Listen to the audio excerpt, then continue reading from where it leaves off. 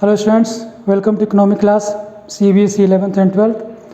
Children, this is video number 11 and in this video we are going to finish chapter number 3, method of statistical inquiry, census and sample method. Here we are going to discuss non-probability sampling method. Children, non-probability sampling method is the method in which every item of the universe does not have equal chance of get selecting. कहने का मतलब ये है कि एक universe में जितने भी आइटम हैं उनके सेलेक्ट होने के चांस इक्वल नहीं है, क्योंकि हम उनको रेस्ट्रिक्ट कर देते हैं. ठीक है, इससे पहले हमने जितने भी मेथड पढ़े वो था अनरेस्ट्रिक्टेड रैंडम सैम्पलिंग. इसमें चिल्ड्रन फर्स्ट जो मेथड आता है वो आता है purposive sampling. Purposive sampling method वो मेथड होता है चिल्ड्रन जिसमें इन्वेस्टिगेटर अपने पर्पज के अकॉर्डिंग खुद सेलेक्ट करता है कि वो सैंपल कैसे सेलेक्ट करेगा. ये उसका अपना साइकोलॉजी होती है, अपना उसका स्किल होता है, अपनी नॉलेज होती है, जिसके अकॉर्डिंग वो डिफरेंट कैरेक्टरिस्टिक्स के जो आइटम है उसकी यूनिवर्सिटी में उनमें से कितने कितने को सेलेक्ट करेगा कि उसका पर्पज जो है इन्वेस्टिगेशन करने का वो कंप्लीट हो जाए. तो इसमें चिल्ड्रन कोई सिस्टम नहीं है, कोई मेथड नहीं है, जो इन्वेस्टिगेटर का अपना मेथड है जिसमें उसको सूटेबिलिटी लगती है या जिस उसको लगता है कि हमें इस मेथड में या इस तरीके से इस कैरेक्टर को या इस आइटम को सेलेक्ट करने से हमारा जो इन्वेस्टिगेशन का पर्पज है वो फुलफिल हो जाएगा. इसके चिल्ड्रन मेरिट्स देख लेते हैं. मेरिट्स बहुत सिंपल हैं. एक तो क्या है कि फ्लेक्सिबल है, क्योंकि मेरा अपना मेथड है, मैं इन्वेस्टिगेटर हूँ तो मैं मेथड अपने अकॉर्डिंग सेलेक्ट कर रहा हूँ. मैं सैंपल सेलेक्ट करूँगा कि ये मुझे लग रहा है कि इन्फॉर्मेशन ज़्यादा है तो मैंने इसको सेलेक्ट किया, उसको पकड़ा, इसको छोड़ा. तो इस तरीके से मैं इसमें फ्लेक्सिबल, ठीक है, किसी को सेलेक्ट कर सकता हूँ, किसी को डिससेलेक्ट कर सकता हूँ. नेक्स्ट है फैसिलिटेट पर्पज ऑफ स्टडी. हमारी जो स्टडी का पर्पज है उसको ये फैसिलिटेट करता है, हेल्प करता है, सपोर्ट करता है. क्यों?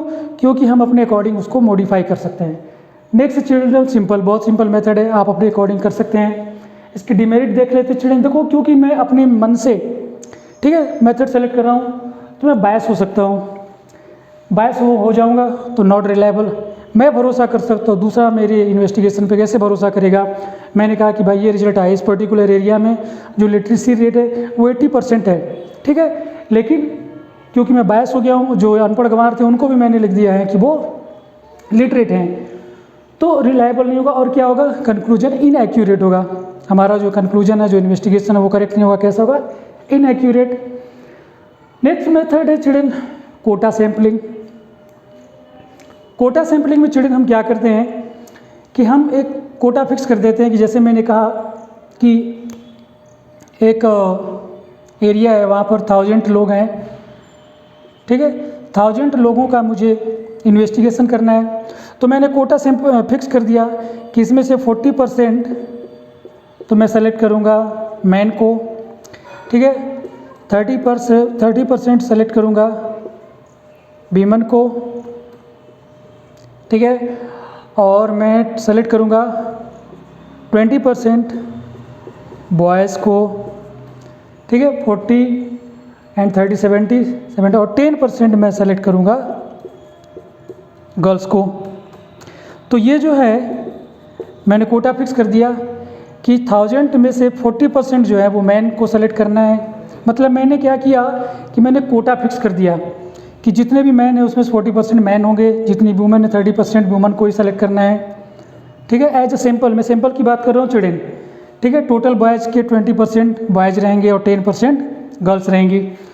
तो ये हमने क्या कर दिया, कोटा फिक्स कर दिया. अब उस कोटा से ही मैं, अच्छा, ये जो कोटा मैंने बनाया है कैरेक्टरिस्टिक्स के हिसाब से बनाया है कि जितने भी कैरेक्टर, जैसे यहाँ पर देख रहे हो मैन वीमेन बॉय और गर्ल हैं, तो इस तरीके से हमने कोटा फिक्स कर दिया.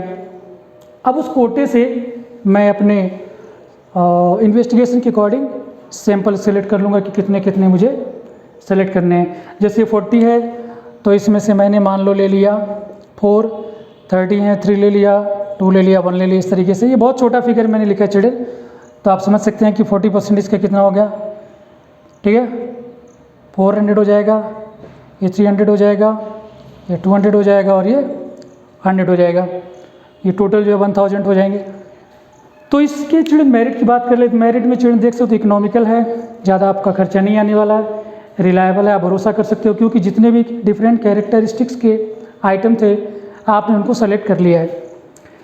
डिमेरिट देख लेते चिल्ड्रन, डिमेरिट में क्या है, पर्सनल बायस। इसमें पर्सनल बायस की ज़्यादा चांस नहीं है लेकिन हो भी सकते हैं।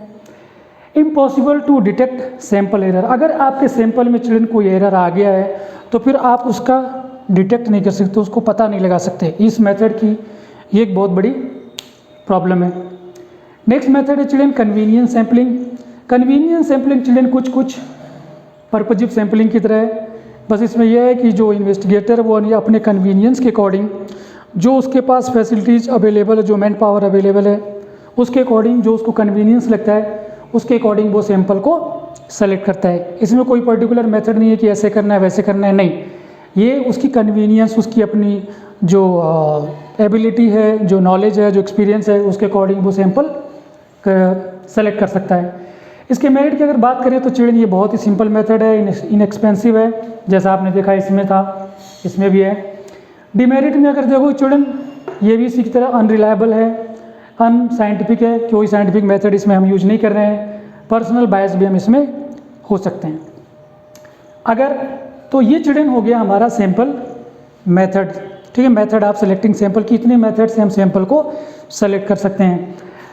अब जो हमने सैंपल सेलेक्ट किया है या जिस बेस पर हम सैंपल सेलेक्ट करते हैं तो उस सैंपल में अगर हमें एक अच्छा सैंपल सेलेक्ट करना है, अच्छा सैंपल सेलेक्ट करने का मतलब चिल्ड्रन यहाँ पर इससे है कि आपके सैंपल पूरे यूनिवर्स को रिप्रेजेंट करें, ठीक है ना, कि जो पूरे सैंपल के फीचर हैं, जो पूरे यूनिवर्स के जो फीचर हैं वो फीचर सैंपल में सेलेक्ट हो जाने चाहिए, ठीक है। फिर भी यहाँ ये तो मैंने एज इट इज बता दी, लेकिन यहाँ पर कुछ और लिखे हैं। देखो एक तो हो गया रिप्रेजेंटेटिव, जो आपने सैंपल सेलेक्ट किया है वो पूरे यूनिवर्स को रिप्रेजेंट करे। नेक्स्ट है होमोजीनिटी, ठीक है, होमोजीनिटी बनी रहनी चाहिए कि यानी होमोजीनिटी का कहने का मतलब ये है कि अगर जैसे ये मैन है तो मैन की जो मैन होमोजीनियस हो गए तो इसमें से हमने 400 सेलेक्ट कर लिए, तो होमोजीनियस जितने भी हमारे डिफरेंट कैरेक्टरिस्टिक्स होमोजीनियस डेटा हैं वो सारे सेलेक्ट हो जाना चाहिए, किसी को हमें लेफ्ट नहीं करना है।